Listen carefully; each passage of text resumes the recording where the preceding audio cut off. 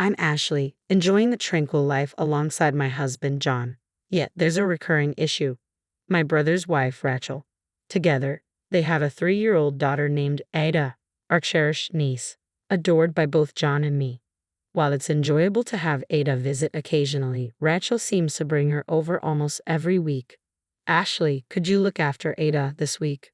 Rachel asks, as usual. Sure thing. Aydah, behave yourself, okay? Okay. Aydah eagerly bounds from the entryway to our living room, full of energy.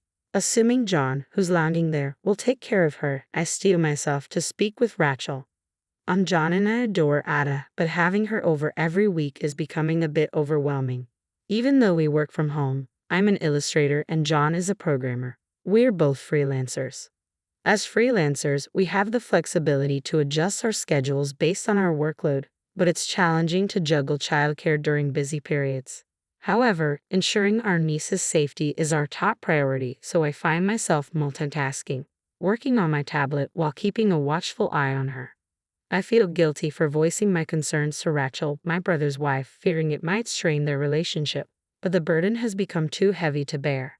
I'm truly sorry, but could today be the last day we watch Aydah? I ask her gently. It's only later that I realize my mistake. She arches her eyebrows and sharply rebukes me. You wouldn't understand, Ashley, not having children of your own. Raising kids is incredibly tough. You can't possibly comprehend the challenges we face with Aydah. Her words pierce my heart like daggers. It's because I'm infertile, I confess, feeling the weight of the admission. John and I have always dreamed of having children. We talked about it before we got married. But despite our efforts, we couldn't conceive. After seeking medical advice, we learned about my condition, which makes pregnancy extremely difficult. We're currently undergoing fertility treatments, which are physically taxing and financially draining. Each month, the hopeful anticipation of starting a family brings immense emotional stress for both John and me. Being blamed for not understanding the challenges of parenthood strikes a painful chord, especially amidst our struggles. But her accusations don't cease. Unlike you two who stay cooped up at home, I'm a sociable person. I have many friends who depend on me. Today, I brought Aydah here because I'm heading to London to visit a friend. You two, who lead reclusive lives and don't contribute to society, should be grateful that I'm doing you a favor too. If you understand, take good care of Aydah and stop complaining. After Rachel's heated departure, her scent lingering in the air, I re-enter the living room. John, evidently privy to the confrontation, wears an unusual frown. I didn't want Aydah to witness all that, that's why I stayed back. But that was too much, he remarks, his tone edged with irritation. It's been roughly a month since little Aydah began her weekly visits. Sensing it's time to address the situation, I resolve to call my brother Chris. Hey Chris. Hey Ashley. What's going on? It's been a while. Everything alright? I had been pondering Chris's decision to leave Aydah with us. Despite his usual demeanor over the phone, my recent clash with Rachel left me on edge. So, with a hint of frustration, I broached the subject. Hey bro, Aydah is adorable and all, but having her over every week is becoming quite the challenge. John and I have deadlines to meet as freelancers, you know? Some consideration would be appreciated. Ha! Aydah? She's sleeping right now, he responded. Confusion set in as Chris claimed Aydah was at home sleeping. When he sent a photo of Aydah asleep, it didn't match the Aydah we knew. I countered with a picture of Aydah playing with John, to which he asked, "Who's that girl?" The last time I saw Aydah with Chris, she was still a baby, unable to walk. The realization hit me that the child regularly left in our care, supposedly Aydah, might not actually be her. But then, why would Rachel bring her over? Chris and I exchanged puzzled looks. Suddenly, John, who had been silently absorbing our conversation, tentatively addressed Chris. Chris, I apologize if I'm mistaken and I know this might be impolite, but have you noticed anything odd about Rachel lately? John and I had discussed it numerous times. Rachel's behavior had changed noticeably since her parents passed away from illness. Family gatherings ceased altogether. The last time I saw Rachel a few years ago, she was still attractive but dressed more modestly. Recently, however, she's been donning vibrant colors like red and blue and flaunting flashy accessories. Chris appeared to have picked up on these changes too, his response tinged with a hint of melancholy. Yeah, maybe, he admitted before abruptly ending the call with a promise to follow up later. While we sympathized with Chris's situation, John and I couldn't shake the suspicion that Rachel might be unfaithful. There was little we could do about her possible infidelity other than trust Chris to handle it. Our focus shifted to uncovering the identity of the cheerful girl playing before us. Aydah, you're 3 years old, aren't you? Can you tell us your name? We had always assumed she was our niece, never bothering to confirm her name. But if she wasn't Aydah, we needed to know. My heart racing, I questioned the girl, who responded with a beaming smile. I'm Aydah Johnson. I'm 3 years old. After a brief exchange of glances with John, we praised little Aydah, trying to maintain our composure. You said that perfectly, we chimed in, hoping to conceal our unease. We carried on as usual, not wanting Aydah to sense our apprehension. The surname Johnson was unfamiliar to us, leaving us uncertain of the child's origin. Despite our confusion, it was evident that little Aydah was innocent in all of this. Hoping to aid my brother in his investigation, I messaged him on WhatsApp, informing him that the girl with us was Aydah Johnson. His reply was curt, "Understood, thanks." Later that afternoon, my brother showed up at our doorstep with another person in tow. Sorry to impose, but I need to discuss something with Rachel when she comes to collect Aydah. Would you mind if we wait here? He inquired, and I readily consented, still harboring resentment toward Rachel for betraying my brother. As the evening slipped into night, Rachel stumbled into our home, clearly intoxicated. I'm back, Peter. I'm here to take you home, she slurred, oblivious to the impending tempest. As Rachel casually strolled back, seemingly on the verge of breaking, I greeted her with a forced smile. Hey, welcome back, Rachel. You seem a bit tipsy. How about I get you some water? That'd be great. Is this your way of making up for the nonsense you spouted earlier? As Rachel entered the living room, her usual cheerful demeanor contrasting with her slightly inebriated state, Aydah was engrossed in play on the lap of a woman. Rachel glanced at the scene with confusion, noticing the woman's disapproving glare. Who's that? Did you hire a sitter? Nice to meet you. I'm Katie Johnson, Aydah's mom.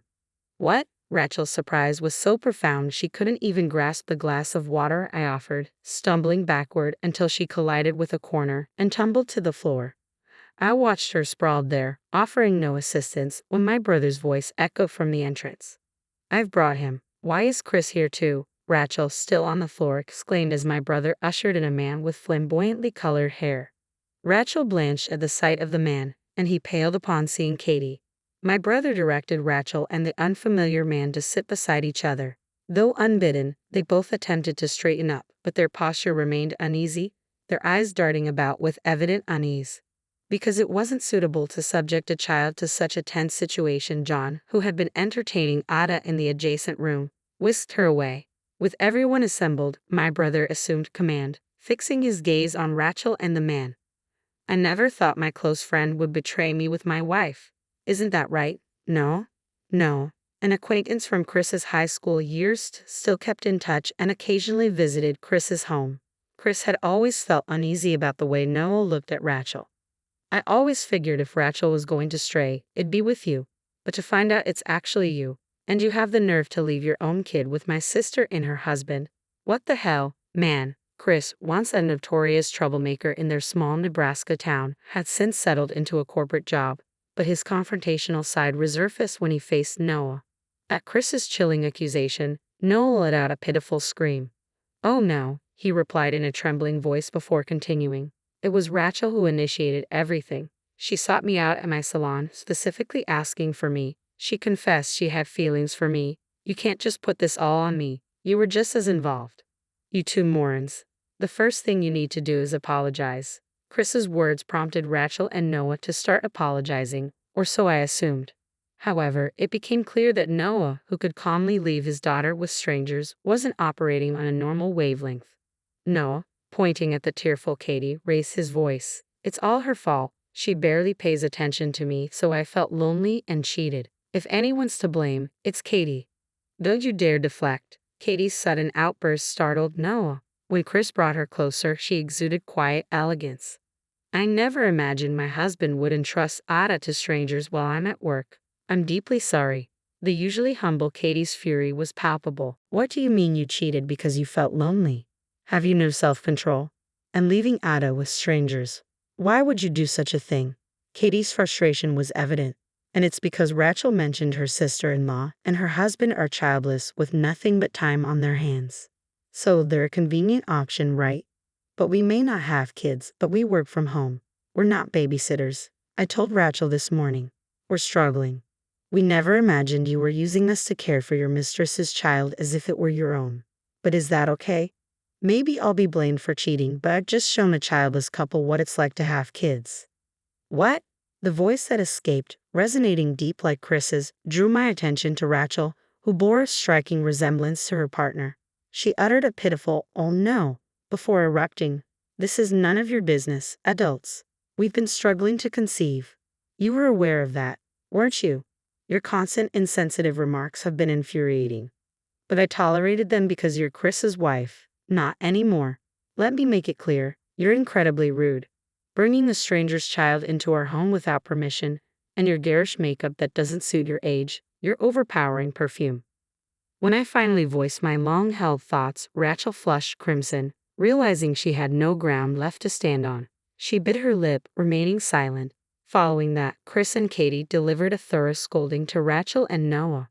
Predictably, both couples ended up divorcing, facing substantial financial burdens. Chris spread the news of Noah's affair with Rachel to his friends in Nebraska, and the gossip soon reached Noah's local hair salon. Noah, now the talk of the town, found himself unemployed after being fired. Rachel, previously a homemaker, struggled to secure employment, lacking work experience since she became a housewife straight out of college. Unsurprisingly, her job hunt proved arduous. Upon discovering her infidelity, Rachel's parents disowned her, leaving her to scrape by with sporadic odd jobs. Both Rachel and Noah lost not only their jobs but also their families due to their indiscretions, finding themselves in a pitiable state. To my surprise, fertility treatments proved successful for me. I'm pregnant, and guess what? We're expecting twins. John and I couldn't hold back tears of joy as we eagerly anticipate the arrival of our babies. We still maintain close ties with Aydah and Katie, with whom we share a unique bond.